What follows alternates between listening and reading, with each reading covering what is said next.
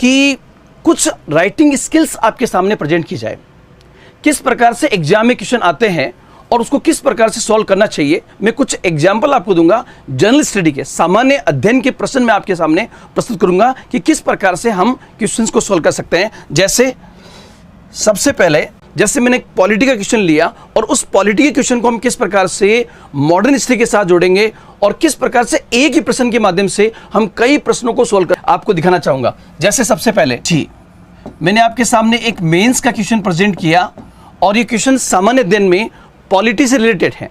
क्या बदलते परिवेश में उच्च सदन प्रासंगिक है? इसी प्रकार का क्वेश्चन आ सकता है, क्या बदलते परिवेश में 1857 का विद्रोह प्रासंगिक है? जैसे ये वाला क्वेश्चन है तो आप उसके उत्तर लेखन की शुरुआत जो है वो यहां से मत कीजिए, उसकी उत्तर लेखन की शुरुआत जो है वो आप यहां से कीजिए कि सबसे पहले आप देखिए कि टिप्पणी शब्द का अर्थ क्या होता है। टिप्पणी का इंग्लिश वर्जन होगा कमेंट कीजिए, और जहां पर भी कमेंट करना आएगा वहां पर उसका अर्थ होगा, उसमें आपको जो भी स्टेटमेंट दिया गया है उस स्टेटमेंट का आपको पक्ष भी दिखाना है, उसका विपक्ष भी दिखाना है, और लास्ट में उसका एक संतुलित दृष्टिकोण आएगा।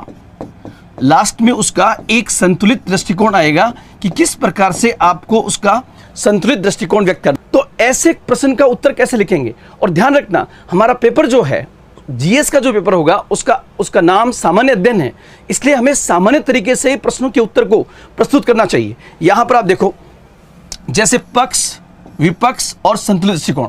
सबसे पहले बदलते परिवेश का अर्थ जानना होगा। बदलता परिवेश मतलब 21वीं शताब्दी के अंदर, बदलता परिवेश का मतलब 21वीं शताब्दी में, और 21वीं शताब्दी में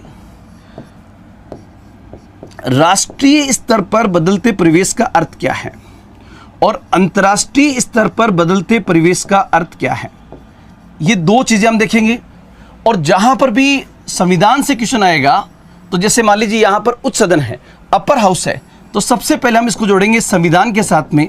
और संविधान में उच्च सदन का अर्थ अगर हम देखें संघ स्तर पर, तो संघ स्तर पर इसका अर्थ है राज्यसभा, जबकि राज्य स्तर पर इसका अर्थ होगा विधान परिषद से। राज्य स्तर पर इसका मतलब होगा विधान परिषद से। और एक चीज और ध्यान रखना, जहां पर भी प्रासंगिक शब्द आए इसका मतलब वो चीज कहीं ना कहीं इररिलेवेंट हो रही, तभी तो उसके यहां पर प्रासंगिक आया है, तो आपको उसकी प्रासंगिकता भी दिखानी है और उसकी अप्रासंगिकता भी दिखानी है। तो मेरे कहने का मतलब है, जब आप किसी प्रश्न को लिखोगे तो सबसे पहले उस प्रश्न का प्रारूप आपके दिमाग में बनना चाहिए, और प्रारूप आपके दिमाग में तब बनेगा जब आपको टिप्पणी शब्द का अर्थ पता होगा। अब जैसे आप जब इसकी शुरुआत ही करोगे, जब आप इसकी भूमिका लिखोगे, तो उस भूमिका में ही कम से कम ये आपको जोड़ना पड़ेगा, बदलता परिवेश अर्थात 21वीं शताब्दी में राष्ट्रीय स्तर पर बढ़ती जन जागरूकता और क्षेत्रीय दलों का बढ़ता महत्व एवं अंतर्राष्ट्रीय स्तर पर भूमंडलीकरण, उदारीकरण और निजीकरण के इस दौर में भारतीय संविधान में उल्लिखित संघ स्तर पर राज्यसभा और राज्य स्तर पर विधान परिषद की भले ही कुछ अप्रासंगिकताएं हो, लेकिन ये आज भी प्रासंगिक है। सबसे पहले आप जो शुरुआत करेंगे उस शुरुआत के माध्यम से ही आपको बेहतरीन नंबर मिलने की संभावना होगी। जैसे मान लीजिए आपके सामने क्वेश्चन है, गांधी जी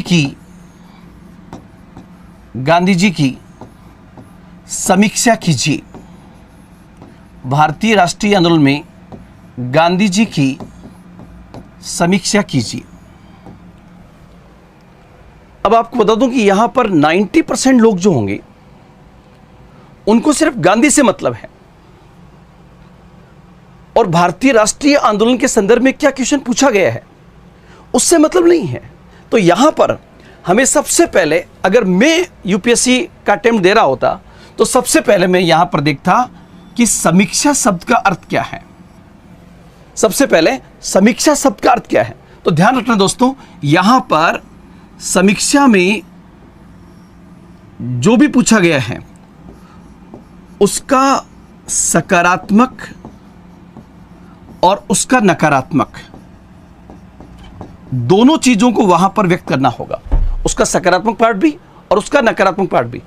या मैं इसको ऐसे भी कह सकता हूं कि सकारात्मक का अर्थ होगा यहां पर उनकी यहां पर उपलब्धियां, और नकारात्मक का मतलब होगा यहां पर उनकी कमियां। इन दोनों चीजों को भारतीय राष्ट्रीय आंदोलन में दिखाना होगा। मतलब सबसे पहले भारतीय राष्ट्रीय आंदोलन में गांधी जी की क्या तो उपलब्धियां थी और क्या कमियां थी, ये लगभग समीक्षा में बराबर आएगी। लेकिन यहीं पर अगर समीक्षा शब्द के स्थान पर यहां पर मूल्यांकन शब्द आए, यहां पर यदि मूल्यांकन शब्द आए, तो इस स्थिति में उपलब्धियां और कमियां जो है, यहां पर उपलब्धियां और कमियां जो है वो बेसिकली आपकी 3:1 के अंदर आएगी। यदि यहां पर शब्द ये आए आलोचनात्मक मूल्यांकन कीजिए, अगर यहां पर आए कि आलोचनात्मक मूल्यांकन कीजिए, तो इस स्थिति में यहां पर आपको कमियां ज़्यादा दिखानी है, कमियां ज़्यादा और उपलब्धियां वहां पर कम होगी, कमियां ज़्यादा और उपलब्धियां कम होगी। ऐसा क्वेश्चन गांधी के संदर्भ में कम पूछा जाएगा। समीक्षा का इंग्लिश में मतलब होगा रिव्यू। समीक्षा का इंग्लिश में वर्ड का होगा रिव्यू। सकारात्मक पॉजिटिव, नकारात्मक नेगेटिव, उपलब्धियां अचीवमेंट्स और कमियों का मतलब होगा ड्रॉबैक्स। तो मैंने यहां पर यह कहा कि भारतीय राष्ट्रीय आंदोलन में गांधी जी की समीक्षा कीजिए। अगर समीक्षा पूछता है मतलब रिव्यू करना हो, तो वहां पर उपलब्धियां और कमियां बराबर होगा। और यही क्वेश्चन अगर आपका जनरल स्टडी में कहीं भी और आए, जैसे वर्तमान परिदृश्य में नरेगा योजना की समीक्षा कीजिए, तो आपको नरेगा योजना की उपलब्धियां और कमियां दोनों बताना है। लेकिन नरेगा योजना का मूल्यांकन कीजिए तो वहां पर आपको 3:1 में बताना है, उपलब्धियां ज्यादा और कमियां कम।